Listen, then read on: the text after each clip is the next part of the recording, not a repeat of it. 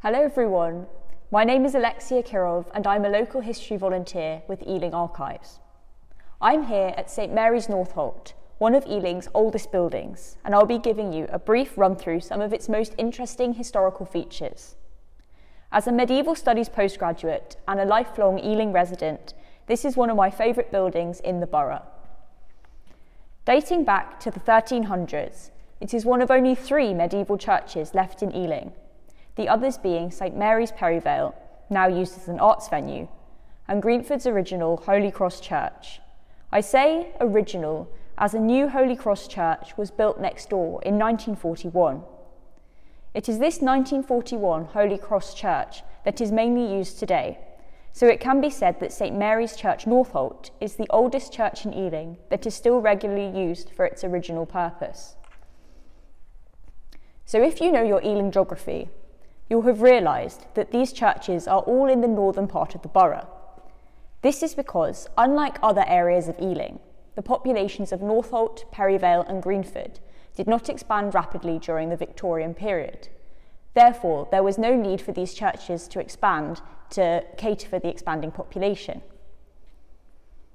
St Mary's Northolt is one of London's smallest churches, with its nave, or the central part of the church, measuring a mere 13 by 8 metres.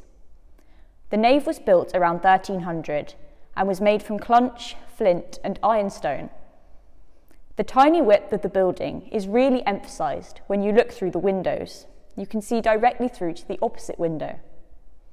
Indeed, the windows at the west end are the very oldest parts of the building, dating to the late 1200s. The windows at the chancel, which is the space around the altar, are more recent, with the chancel being added in 1521 and constructed from red Tudor brick. The bell tower and the spire were 16th century additions. The tower's original beams remain in place today, although its exterior has been repaired many times. The bells are from the 17th century, but sadly can no longer be rung.